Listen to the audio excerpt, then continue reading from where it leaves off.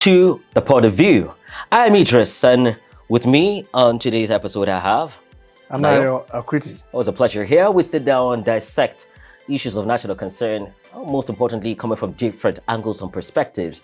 So you have a broader understanding of what is actually at stake and what Nigerians are talking about. Today, we'll be looking at first that trending issue. We now have a celebrity army officer in the country. Wike and Naval officer clash, and we're now having ex-generals fuming as the federal government now orders a probe. What exactly happened? We saw a trending video on the social media with a young officer telling the minister of the FCT, who was able to get the former, now back in his position, Fubara, to stoop to conquer, as they say, Mr. President. But this time, he was being stopped by a young officer, lieutenant. What exactly happened? I think both the young officer, Ahmed Yarima, and the Minister of FCT, both of them overreached themselves. What I mean overreaching themselves. They allowed things that shouldn't have happened to happen. Let me begin with the minister. The minister was there on official duties, and that wasn't the first place the minister was going in a long time. His reaction after the young officer had told him that, well, I'm here on orders, should have maybe not make the matter become escalated. If I was a minister, on requesting or finding out that the young soldier was there on orders, I would turn back as okay, or ask him politely, who gave you the order? Because this is my job as a minister. If the young man replied, well, that would have been it. But his reaction, led to what we have today, what has made the social media become agog, what has made the content creators begin to, dig in. On the side of the young officer, I was expecting, sir, I'm here on orders. And then as a trained commissioned officer with integrity, you keep quiet all through the communications with the minister. But he was being called a fool. This is what I would have done, right? What I would have done. If I'm not a soldier, I wasn't trained like one. Sir, I'm here on the orders of my superiors. If you tell me I'm a fool, I'm an idiot, I'll keep quiet. And that would have further made the minister look bad. But unfortunately, both parties reacted, and that is what has made the matter become ridiculous as far as I'm concerned. Would you say, even though I'm sure the viewer we might have to recap what actually transpired, because it had to do with some sort of business, a company actually issued a title of land to the ex-chief of naval staff. But beyond that, would we say that the conduct of the officer was unprofessional, because it looks like he was acting based on the doctrine of the military also? Yeah, his reply wasn't bad. Well, you don't have to accept that you're a fool, especially when you know you're doing your job. And the minister didn't say, are you a fool? It's different from saying you're a fool. He was confirming, telling the guy point blank that you're a fool. It wasn't a question, even though... It wasn't a question. In Nigeria, even if it was a question, it's not a question, it's a statement. Yeah, or if you had said, don't be stupid, this is my turf, I am the minister of the FCT, that would have been different. But to say you're a fool, that is telling him in the face that you're a fool, not really very parliamentary, not very...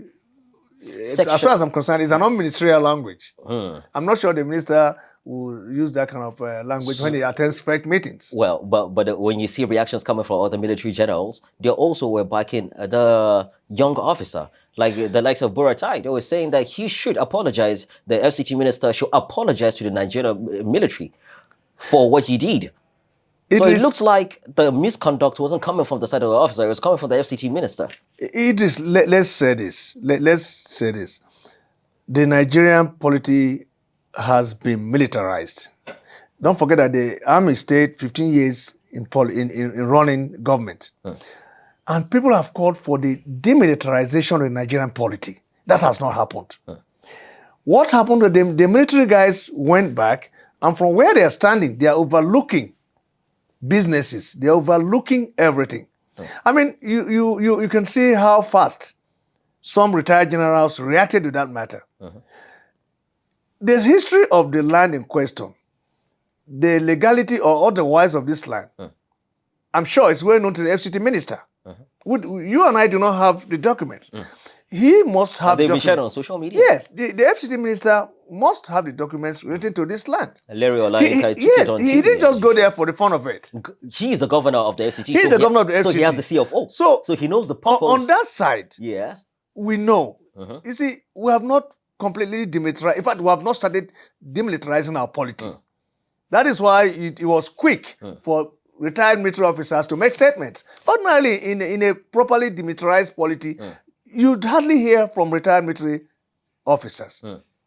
You can hear from spokespersons around them, but not see how fast they came. So which means they're still around. And they're still looking at what is happening in businesses around Nigeria, especially in the FCT. Because what the FCT spokesperson said that the ex-chief of naval staff was scammed. But the ex-chief of naval staff he's not really going back to address who sold the land title to him, gave the land title. He's more concerned about the FCT minister. Why doesn't he address the issue? If the land was properly acquired, if the documents are clean, why would the FCT minister go there to ask questions? And why would anybody come up with the idea of stationing a soldier in that land? I mean, if you properly acquired the land, there won't be any need, except, of course, the allegation is that the purpose of the use, going by the CFO, states that the purpose is for a park. That's according to the FCT minister. But it looks like they were about to develop a residential, place. So I agree. Which is against the CFO. The FCT minister is concerned about the abuse of the master plan, and he has been working towards that. But see, don't forget that the minister has his critics. Political critics, social critics, those who think that he's mean, his attitude is too hard-hitting, and that they are not in a hurry to support him. He has political opponents too, who think that he has overreached himself as far as, look at the story of the PDP, though he has not said he has left the PDP, he's in the PDP. So when people look at the PDP and all the crisis running the PDP, they probably see the picture of the FCT minister. So he has his haters, as people commonly say, amongst the political fold. He has his those who love him, those who feel that his infrastructure FCT minister has never been here before. People have been accusing, sorry to just jump in here, people have been accusing the FCT minister of land grabbing. But if we don't have a military that can answer to the Constitution and what the laws say, that's like the 1978 Land Use Act, then also we consider the military are also guilty of land grabbing. Yes, that's what I said. We don't have the information that FCT minister has. I mean, he couldn't have gotten from his office, drove to that place in Gadoa just for the fun of it. So, but when you have critics or criticisms coming from left, right, and center, you may not like the FCT minister, but he has his followers, right? He has those who love him. He has those who think that he is doing quite a lot. But don't also forget that he happens to be the first FCT minister to come from outside this region to be the FCT minister. So you're not going to rule that out. It's politics. It's politics. You're not going to rule that out. So it looks like, hey, what's this man who's not from this region doing with land in this region? That is, you're not going to rule that out in this matter. So there's... so when the Minister of Defense, Muhammad Baduri, will be leaving this conversation about this issue, but just so Nigerians have a better understanding of what really transpired. When the Minister of Defense, Muhammad Baduri, said that they will protect any officer on lawful duty. Lawful, underline that. Was that officer there on a lawful duty? Because it looks more like the FCT minister was there for lawful duty, because you must, going by paragraph 11 of the Land Use Act 1978, a governor of a state has the powers to inspect at an appropriate time of the day. He went during daytime to inspect the land, and he was denied access. And he was there acting on the powers of Mr. President. So it was President Bola Ahmed Tinubu that was denied access to access the land. That Minister of Defense is saying he's going to protect any officer on lawful duty. What exactly is lawful in that case? Because it looks like it's a negation of what the Land Use Act states. And not only the FCT minister, the Inspector General of Police, not only the Defense Minister, the Inspector General of Police said those officers who engage in protecting, in going to issues that has to do with land would be punished. So that's coming from the IGP of police, and then coming from the defense minister. The defense minister is a minister of the Federal Republic of Nigeria. The minister of FCT is also a minister of the Federal Republic of Nigeria. Members of Federal Executive Council. They all attend the Federal Executive Council. Is it possible that there's love lost at the Federal Executive Council level? It is done in closed doors. I've not attended any meetings. Is it possible that there's some kind of competition? Power? I mean, that coming from a minister against a minister, referring to someone who's also yes, Yerima is a complete officer. At least he has not attained the rank of a colonel or a major general. He's still an officer. But when you see such talks coming from a minister against a minister on this matter, you begin to wonder if there's something deeper. Yeah, something tricky. Between the two. All right. Yeah. Okay. Away from this issue, because we could talk about it for 3 hours. Yeah, and I hope the weekend washes it away. I just hope so.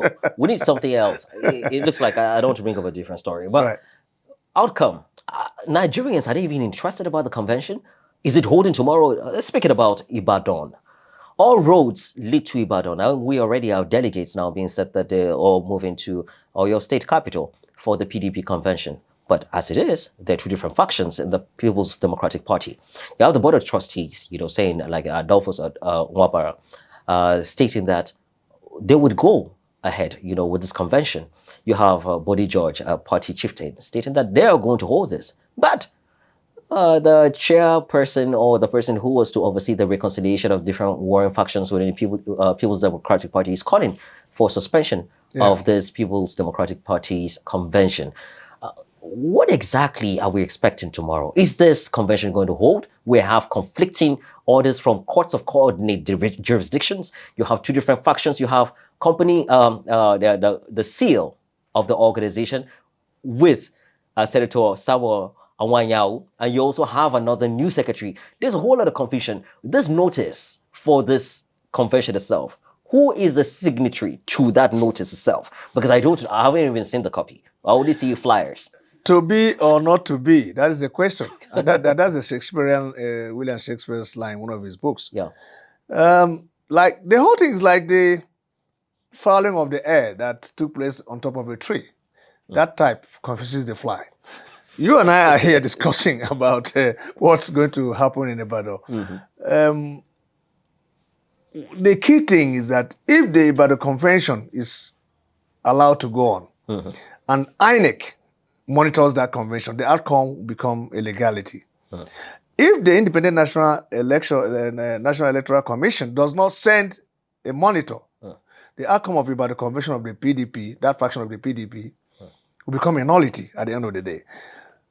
Well, I read that former President of the Senate, Saraki, has said, look, there's no need for a convention in Ibadan. Let's have a caretaker committee. Maybe Saraki is seeing what we're not saying. Maybe Saraki is looking at a monumental waste of time and energy and money, after which the outcome will become a nullity, and all of those elected in that convention will not be allowed to take offices. Don't forget that reportedly we'll have 3 judgments, one from Abuja, then from Ibadan, and another one from Abuja. Lamido. Yeah, so we don't know why. Some people think that it could be that Saraki position in the party cannot be trusted, but I think Saraki is seeing what the rest of us are not seeing. So that's why I said instead of going through the whole that in the past. Because they can lose their entire seats if they go through some. If you have a convention, elect members of the National Working Committee, and then declare that you have a party, and people run on that platform. Eventually, at the end of the day, after elections, people go to court and say, "Look, those that were elected, who ran on this particular party, are not qualified, and will still go back through the motions again." So Saraki is saying what we're not saying, but people are also doubting his sincerity to the party. He was brought in to, unify the diversity, the factions, and that I cannot say he has successfully done. The last time I had, he was trying to have meetings, but maybe the division in the party didn't allow him to meet the right people. Now you have a faction, you have the Anyanwu-led faction who was declared illegal by the Damagu-led faction. In fact, Anyanwu was said to have been suspended by the Damagu-led NWC, and the next day, the Anyanwu faction came up with a new chairman board of trustees and a new acting chairman. Is not that like I'm trying to take sides on this, but yeah. Anti-party activities. The party constitution in the People's Democratic Party clearly states that when there is anti-party activities, by any member of that political party, the party member can be suspended. Now, in this case, they suspended the faction of Samuel Awanyawu, and it looks like what they've been doing looks to me like some anti-party thing. Even the call to even suspend the convention in the first place. That is if the party is in shape, if the party is well, if the party is stabilized, that is when you can sit back and suspend someone and even decide that what that individual is doing is anti-party. But this time it's like the Anyanwu faction does not recognize the Damagu faction. The Damagu faction has severally said it has no dealings with the Anyanwu faction. So now, who is PDP? Who is the real PDP? Of course, you can see what is happening in the Labour Party. The Labour Party has two factions. It is just when you're, as a journalist, when you're writing factional chairman of this. But the party, when they're issuing press releases, they'll just tell you, Labour Party has said, it's now late for you to know if it's the Abure Labour Party or the Nenadi Usman Labour Party. So that has stayed for a long time. So it's also happening in the PDP. Both sides do not recognize the other as authentic. So on what platform are you going to stand? But in all of this, if you're issuing notices, at least we should see a signature or a seal of the only thing the Anyanwu faction can hold on to is that the INEC seems to be recognizing the Anyanwu secretaryship. That's what I'm saying. Yeah, but is that enough? That's so much, because he's the custodian of the party. If the Damagu faction decided that he should be suspended and has suspended him, the next day the Anyanwu faction wrote to INEC to say, look, all of what the Damagu faction is doing is null and void. So, but I trust the new chairman of the INEC. It looks like the FCG minister is a master politician, also moving in the steps of the president. Fingers are also pointing to the FCG minister, who was a member of the PDP. Yes. He has not said, I'm leaving the PDP. Why is the FCG minister more interested in the party secretary than the position of the chairman? It looks like he's more concerned about that seal. Yeah, the party secretary is the engine room of the party. And we should be asking, why all of this in the PDP? Is it possible that the PDP is trying to produce a candidate for the 2027? Yes, the Damagu faction will tell you we are ready for 2027 election. But I'm not sure the Anyanwu faction has plans to field a candidate in 2027. Rather, maybe they have a post-2027 plan right now. So that is the difference. The Damagu factions let us move fast. We shouldn't be disturbed. But the Anyanwu faction say, look, let's go slow. Why are you in a hurry? What are you looking for? Election, they only had, last election in 2021, they had 3,000 votes. All of a sudden, now they have just 1,300 votes. And that's laughable. That shows you what can happen to a party that boasted a couple of years ago that it will rule Nigeria for 16 years. At that point, PDP was actually in the sun. PDP was the biggest party in Black Africa. PDP wanted to establish a People's Democratic Institute. Experts all over the world were applying to work in people's PDI then. Suddenly, to grow ideology. The political malaria has come, and it has not survived. It's turned into a pandemic now. So now, and that is a lesson for the All Progressive Congress. It's juicy now. But when the times come for the sharing of the loot, not monetarily, not monetarily now. You know, there's a political loot. That's the political, when you win, there's something to share. That victory is in itself loot. So it's not monetary now. So when there's a time for sharing, some of these guys who are now celebrating, telling Nigerians they're joining the PDP, the APC for political gains, to connect their constituencies to the national grid, political grid, when the shares don't get to them, they will fall back. Probably that's why people are trying to prepare the ground for them to come back to PDP. All right. The ADC, they say, is strategizing, and I hope that is true, because people expected a lot from the ADC. Yeah. All right, now to wrap up the conversation, and Mr. President has been saying, I know loans have been taken in the past about trying to cushion the effects of subsidy removal in the country. But World Bank report just shows that only 44% of the social benefits actually get to the poor people in the country. So what happens to the 56% that's left? If it's not going to the poor people, is the president taking loans to provide social safety nets for the rich? I think it's all about management. I ask around. I do hear that people get credit alerts. It has to do with that. I hear. I've not gotten any. Yeah. People, and maybe we had that during the COVID. You don't fall into that brackets. We had that during the COVID. Well, I think I do, because I know how flat my pocket is. Now, we had that during the COVID pandemic. People talked about receiving alerts. I didn't receive any. Even when I was hit by COVID, I cured myself. Now, the issue is that. But I did. Let me just confess. Yes, it came through Naval Bank, right? Naval, I think. Yeah, it's a Naval thing. It was just there, and I noticed it, and then I didn't blink an eye. Okay. Now the people managing this, and the secrecy behind it. I'm not sure it's from the presidency. People bring these things, manage it. Some people get treated. Maybe based on political considerations. If you say it's for the poor, then it should go around. This time around, I'm not blaming the federal government. It's about those individuals who are managing these safety nets with political mindsets. They'll feel that let's deal with someone who think is going to vote for our party in the future. Please, they should let it go around. And some of these things are monitored. The World Bank, this report, I'm sure, came from one of the Bretton Woods institutions. So you cannot trivialize it. So if they know that only 40, a little bit above 40% is what is getting, what happens to the rest? And you don't expect them to support you the next time you come asking for more. So it has become a conduit pipe. I agree with you. It's known. I'm just thinking, is the Ministry for Humanitarian Affairs even supposed to be there? Because it looks like there's just been cases of embezzlements from Saidia to Beta Edun, and it just looks like now we have a new chair replacing the APC chairperson who has taken up that position, and another person from Plateau State has taken over. But it looks like there's a need for a total overhaul of that Ministry for Humanitarian because Affairs. It gives the impression that the government is not doing well when the government is actually ensuring that these things get to the. I think it should be liberalized. It should be made it should be made public. I mean, if you're saying you want to reach out, you want to reach the poor, the very poor Nigerians.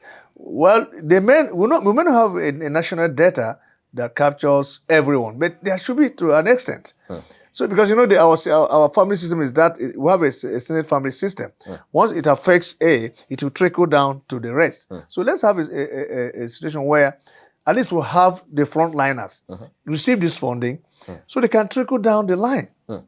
15 million households. That's what Minister. Well, I'm not sure we have reached 50 million. Well, I've not gotten any. And you and I agree. Yeah, we should be part of the 50 million households, Idris. Normally it should be, but I don't know who comes up with the list of those. And I don't know the criteria. So does knowing someone who comes up with the list also matter in this case? That's right. Someone who play a political role. I mean, game with it and say, look, we have a list. This is where we should start. But if we have a national data, it will be easy.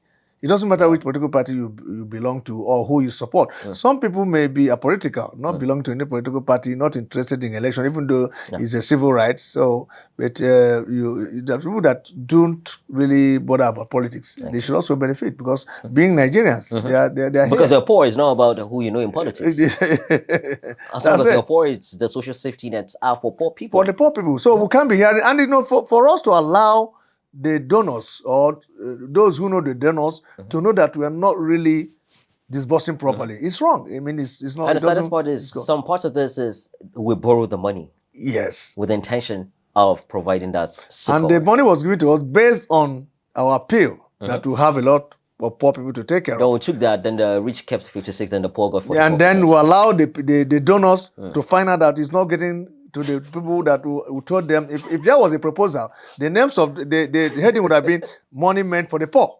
And now it's not reaching them. Yeah. So how would the donor feel? He will ask you to pay back fast. So you want to recover his money fast. No hard feelings. True. All right. I'll have to end up the conversation here. We're running out of time. Any call to actions, any suggestions to government on the way forward on some of these issues that we touched? Well, like I said, for instance, the young officer and the minister, I mean, we should look at both sides. Yeah. The minister should also, it's a lesson for even those of us who we should, I think there's some level of apply civility in the way you do things. It doesn't go from both sides, you know, and then respect is reciprocal. Yeah, you know, this is a traditional, this is African society, you know. We should be seen to be, it doesn't matter what portfolio, there should be, we shouldn't be saying this, you know. And for the PDP, I wish them well, like we started saying, to be or not to be, that would be the question. Tomorrow is Saturday, let's see what happens. Well, that's what happens then, November 15th. For those who, the social service net, social safety net, let's pray that they change their minds and make these things go around. All right, on this note, we will be wrapping up the conversation. Thank you. It's always a pleasure speaking with you, Anayo, on the program, The Point of View. On behalf of the entire team, we'll have a team right behind making sure that you listen to our voices loud and clear. And Anayo, today with our Sugar here, hopefully next episode he'll be looking at the face of Sugar here. I'm Idris, thank you so much, and make sure you follow all of our social media handles, and make sure you refer your friends also to, you know, watch this videos that comes to you weekly on our social media handles. Do have a blessed day, and we'll look forward to having you next week. Goodbye.